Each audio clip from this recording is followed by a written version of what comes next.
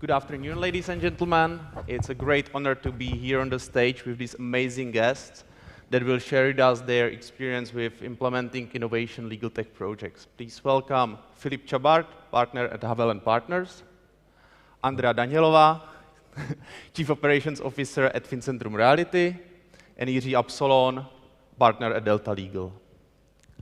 So thank you very much for joining us here, and I believe that now everybody is interested in knowing more about the projects you have implemented. So Filip, maybe you can start by telling us more about your company and your overall stance on the automation or innovation. Sure. Thank you for having us.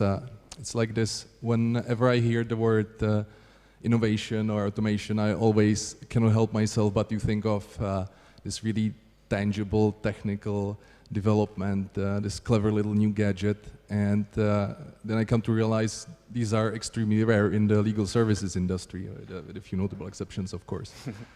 And especially if you are working in banking and finance, as I am. The thing is that our deliverable is extremely fixed.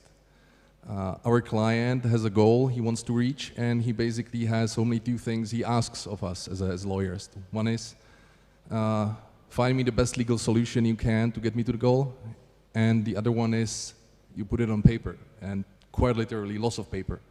What you see behind me is a standardized set of financing documentation for a medium-sized transaction. It's quite a few documents, as you can see, and without it, it's not really happening. But it gets you thinking. It's look, we as lawyers, our greatest value is in finding and creating legal solutions, but still we do have to manage impeccable paperwork. And this is where our approach to automation innovation comes from. We have to, or we can do very little about a final deliverable that's fixed, but we can always challenge and improve the way how we get there. So we are continually looking for opportunities how to make the work easier, how to optimize it, and create more space for the actual brain work. Thank you very much. Andrea, I know you are an innovation enthusiast, so can you share with us more about that? Yeah. Our company is very open to innovation and technologies, but it's nowadays, because in the past it was actually very hard to make this hard decision as every manager has to or have to face with. And it's about our limits that we are setting to ourselves. And the most common limitation is a question about your time, your money, and your manpower. And every time it's really exhausted and very hard to make this decision. Is this right time to start with automation or not? And I'm really glad that we make this hard decision and started with automation. And I heard really interesting information in one tech conference that innovation that you made today will be reflected in your business more or less in 5 years. So I really, it was really touching for me, and I really realized that it is true. And if we are not starting with innovation today, our competitors will be light years ahead, and we never catch up with them. Thank you very much. Jiří, could you tell us more about your company and your approach to the innovation? Yes, thank you for, first of all, thank you for invitation for this interesting conference. And I agree with what was mentioned by Robert Neruda that a few minutes ago, that innovation is a lot about adaptation to new situation, or even better, for situation which will tomorrow brings.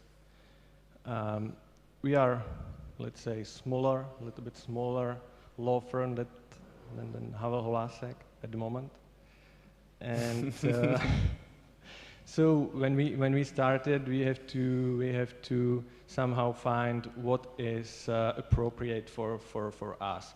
We didn't want to develop tailor-made products. We rather focus on the market to find what is what is useful for us or for our clients. And therefore we use, for example, cloud immediately after it was clear that is okay from regulatory perspective.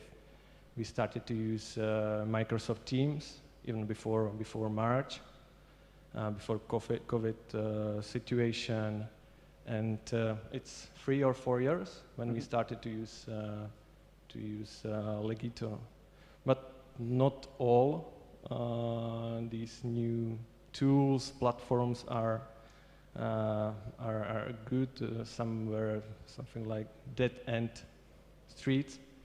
So chats we try to implement them, but that it proved not to be useful, and we still consider emails like the best way to communicate internally or externally. For our internal know-how database wasn't a big success. So, yeah. Okay, thank you very much. So, Filip, maybe can I ask you what factors have influenced your choice of document automation tool, and how did you go about choosing one? Sure. It was actually quite a lengthy process. It all starts with a question, well, what kind of solution are we actually looking for? What do we need it for? And how do you actually identify an opportunity to automate? We started the process, which we are calling process mapping, and it's pretty straightforward. We are basically evidencing and recording in detail all of our internal processes, all the tasks they consist of, and we are trying to identify repetitive patterns. And if we do identify one, we start looking for solutions. What can we do to optimize this process?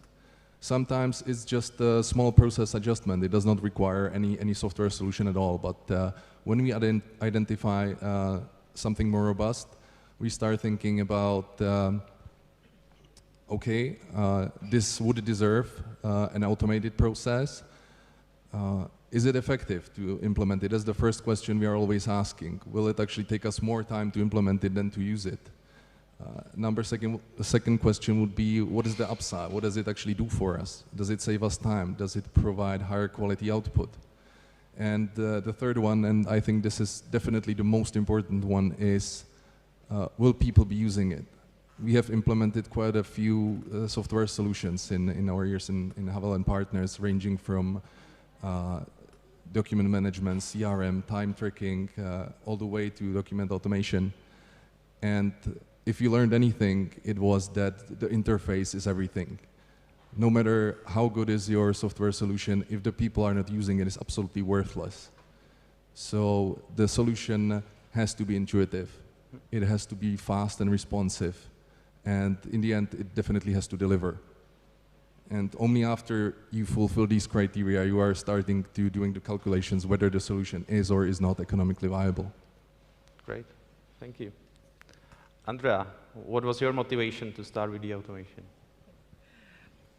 We consider a lot of factors before we started with automation, but our goals was pretty clear, and it was minimize the vexing administration, be more efficiency, spend less time on the admin work, and so on. And the real reason when we realized that we need automation was in the moment when one lawyer creates, for example, one purchase contract around 2 hours, and for example, in just one contract in one case, and for example, the brokers spent around almost 4 hours in just the admin work during this process in one case, and it was really crazy. And maybe you ask, why 4 hours, what he or she is doing there. And there is a lot of steps. For example, they have to meet with the client, check his ID, put the data from the ID to our CRM, then rewriting it to do a lot of templates, a lot of relative document.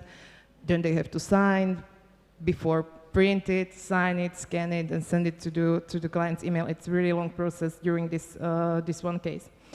So we tried, developed our own system in CRM, and I don't say we failed, but we really soon realized that this is not the right method, because we need this automation quicker than developed years and years and spend a lot of money on that develop. So for example, that was the reason why we connected with Legito and started to use already done automated technologies system, which is in Czech market for us. And they were ready to help us, and it was really great. So that was the main factor when we started with automation. Thank you very much. Jiří, what about you?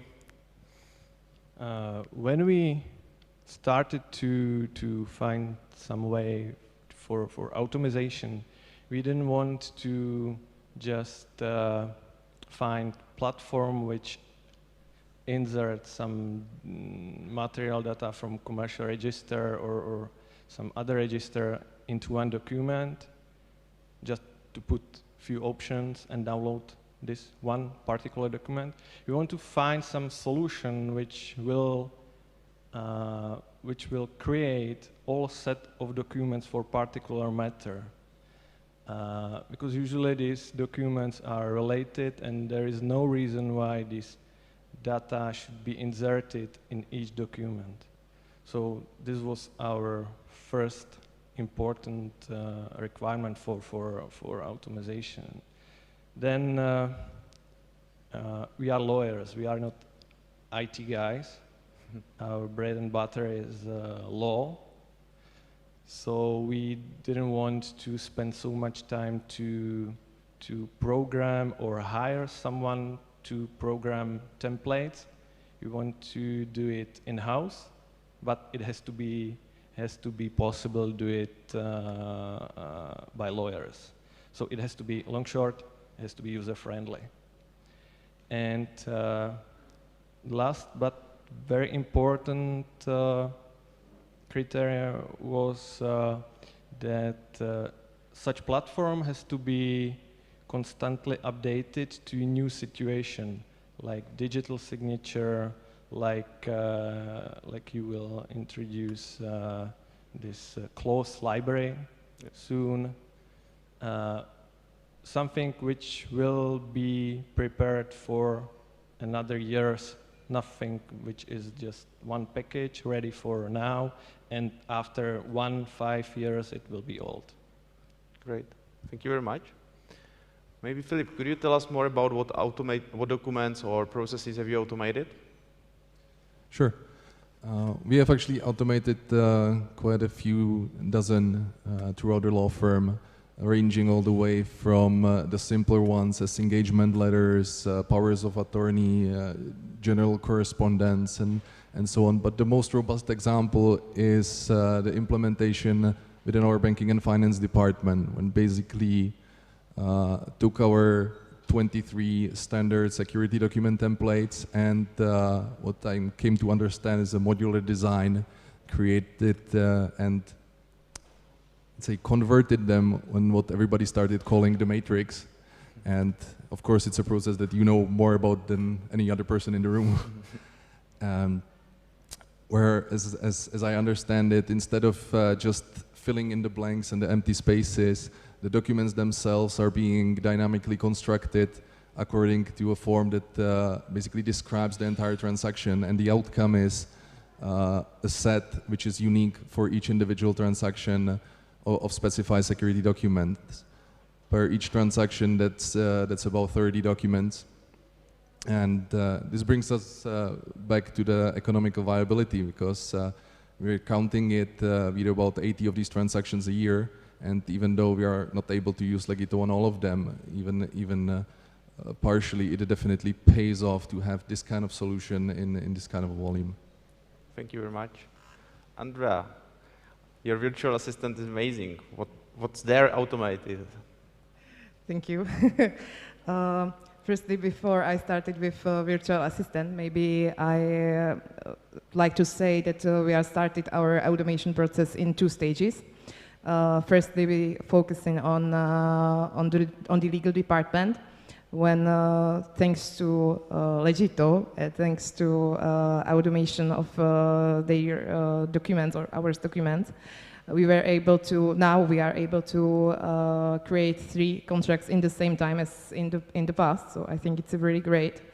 And in the same time, we made special systems called legal ropes, like the code, you know, that the judges and lawyers wear. And the reason why we named this like this was because the company lawyers can wear. We don't have opportunities and the position to wear these ropes. So I'm pretty sure that we are only company that our in-house lawyer can use legal ropes every day. So I'm so glad for that. And this is the virtual communication between brokers and lawyers, which really speed up their work and the task and the goal of these all cases. And then we started to focus on brokers. And as I said, it was really a long time with admin work that they spent. So we create for them the virtual assistant. And the virtual assistant, it's an available assistant 24/7 for them. And it's a lot of small system counting in a really big system. I don't know how to say that better. But for example, we started to use the tools like OCR, which mean, for example, when brokers meet with clients, now he don't have to rewriting the data from ID to the CRM, but we just use the camera and it's automatically uploaded to our CRM. So this is the one big steps which really saving time for them for that. Then they choose the right templates that they need, the right contracts and relative document. And thanks to Legito, just by pressing one button, they've got a pre-filled contract ready to sign. And then everybody maybe suppose that now it's the time to print it and sign it. And we just cross this border. And thanks to bill signed by Legito, the brokers is able to sign all contracts on the tablet. It's immediately transformed to the PDF files, and automatically sending back and uploaded back to the CRM, and automatically send it to the emails client. So we really save a lot of time. And now instead of 4 hours, our brokers working on these steps or taking these steps around 15 to 20 minutes. So wow. We are really happy for that. Great, thank you. Jiří, you automated many templates as well, right? Can you tell us more about how many you automated in-house? Of course. First of all, but I have to say that, as I mentioned, creating templates through Legito, let's say it is user-friendly, but still it takes time. So it's important to measure whether effectivity, considering time to spend on creation, the template, and how many time you use the particular document is effective. So in the beginning, we started to create the templates, especially for ordinary day-to-day corporate matters, like changes of directors, annual meetings, or share transfer, basically matters which we do on daily basis. And this was first set of documents, maybe 20 or 25 templates we have at the moment. And now we are working on much more complex documents, like transactional documents, which consist of these smaller parts of templates together with number of other options, which is much more complex and time-consuming.